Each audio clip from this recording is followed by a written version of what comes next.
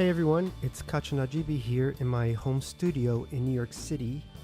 Today's tutorial is the plugin Filmconvert and how I use it to grade my videos. So let's get started. Okay, so what is Filmconvert?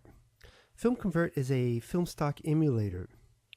What it does is it imitates the trait or properties of your camera's digital sensor and applies an algorithm to match the digital footage to a particular film stock. I have the plugin version, not the standalone version for Premiere Pro. So I just want to give you a quick overview and demonstration of what it does for those of you who aren't familiar with this plugin and how I use it. Okay, so the first step is to apply the plugin to your clip. Let me open up Premiere Pro. So here in the search box, I'm going to simply type in Filmconvert, or just Film for short, and here you can see the Filmconvert Pro, the version number, and just click on it, drag over your clip, drop it there, and visually you can see the changes that were just made. Okay, so when you're using Filmconvert for the first time, you need to select your desired camera. And the way you do that is you click on, let me just back up for a second, you click on Make, and let's say you have a Canon camera. Click on Canon, say you have a 7D or a 60D, click on that. And here you're going to select, let's say for example I have a, I don't know, whatever, a flat picture profile. I'm going to click on Apply. And now you'll get this red highlighted text here in the bottom that says the selected profile is not installed. Click here to download. Okay, let's go ahead and click on that. Alright, so now at this point you could download the data pack. And if you're located in the USA like I am, I'll click on that. That'll open up another dialog box. At this point you could save the file, but I don't need this, so I'm going to cancel out of that. And of course, if you have 3 different cameras, you're going to have to download 3 different data packs. But you just do it once for each camera, and you should be good. So below the source camera settings, you also have exposure and temperature. So exposure here does just what it says. It either brightens or darkens the image. And you have 2 options to make adjustments. You could either type in the numbers if you prefer to do it that way. I prefer to use the slider up and down. To the right will brighten it, to the left will darken it. And for temperature, let's open that up here.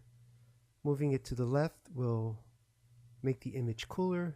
Moving it to the right will make it warmer. Go back. So now for the film control drop down, which is here next to film settings.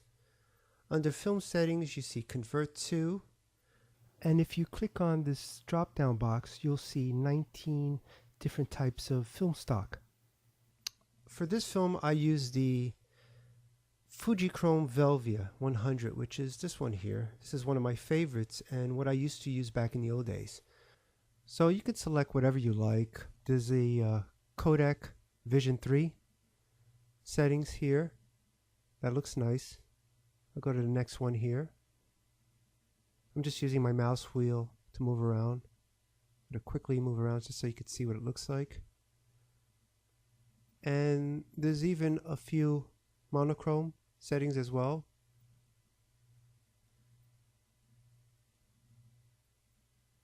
Next is the size right here, and that's basically the size of the grain. So the bigger the number, the smaller the grain. Using 35mm full frame, if I go to 8, you can see it right away. You can see the grains are really big. And if just in case it's hard for you to see, I'm going to zoom in 200% and you can really see that. Move over to the dark areas. Next is the film color. I normally leave this at 100%, but if you want to back off on the film color just move the slider to the left a little bit or a lot, depending on your personal taste. Next setting is the curve, and what that does is reduces changes in the luminosity or the apparent brightness. Let me move it to the left so you can see what it looks like. And let me bring it back to the right. There you go. And finally, under the film control settings is the grain slider. Here. The default is 100%, just like with the film color and curve. And at 100%, this represents the accurate grain for the selected film stock. You could bump this up to 200% if you like. It might be hard to tell looking at it from your end, so let me zoom in a little bit so you can see better. Let me bring it down to 0 now. There you go. Let's open up color correction, and over here the first setting is saturation. You could desaturate, bring it all the way down to the left, which will make it black and white or monochrome, or you can saturate the hell out of it, bring it all the way to the right. If you open up color wheels, you can make adjustments here. You have 3 different color wheels: shadows, midtones, and highlights.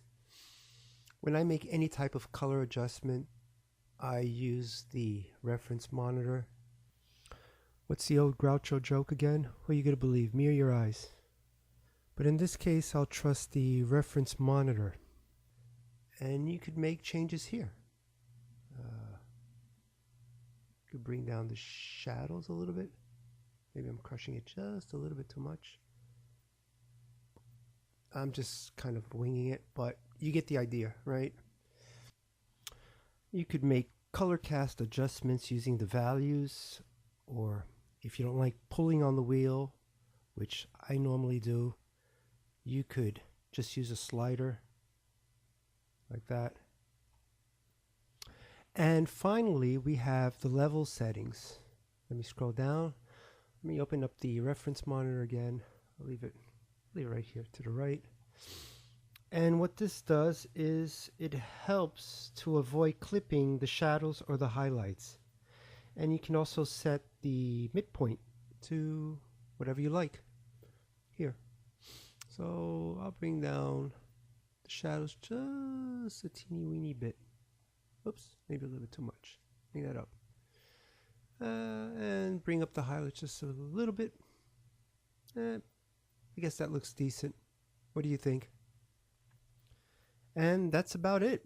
You also have a render width, but you could choose either CPU or GPU. I have it set to CPU always. And to generate 3D LUT, which I never use, but it's there if you need it.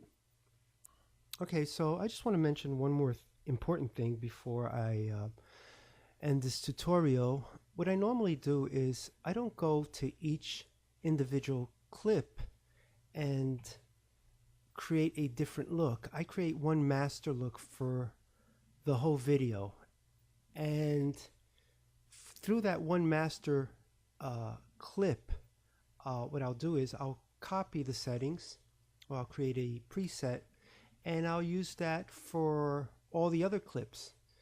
And then I'll make, just little adjustments here and there. So the first thing I'll do is I'll look for a clip that's well exposed and that's colorful. I like this clip. It's well exposed, but it's lacking color, with the exception of the handkerchief hanging around his neck, the yellow handkerchief. By the way, this guy looks fabulous with this beautiful tan. He looks like he just came back from Coconut Beach. But let me look for another clip. So I really like this clip here. This beautiful woman waving her colorful cloth. And the exposure is really good. I didn't blow any highlights. It's not underexposed. And I mean, the clip itself, I'm going to uncheck this here so you can see what it looks like without the Filmconvert plugin. The clip itself, I mean, it could stand on its own. It looks good. It just looks good. If I click on Filmconvert here, now you get to see the settings, or the changes I made in the settings here. And this, by the way, I'm going to get rid of this for a second. I'm going to delete it. What you could do is you create a preset and create a master look and just apply it to all the clips on your timeline. Actually, let me bring back that clip that I just deleted. It's up here, right? And just let's say, for example, I'll give it a name. I'm not going to do it now, but I'll just call it Filmconvert Master. And by the way, I already did it here. I abbreviated FC Master. And all you do is highlight all your clips on your timeline and just click and drag to the timeline, and all of your clips will have that look. Then make minor adjustments to each clip. And that's it. Well, I'd like to thank you for watching my tutorial. I hope it's been informative and helpful. Once again, I'm Kaj, and until next time, ciao.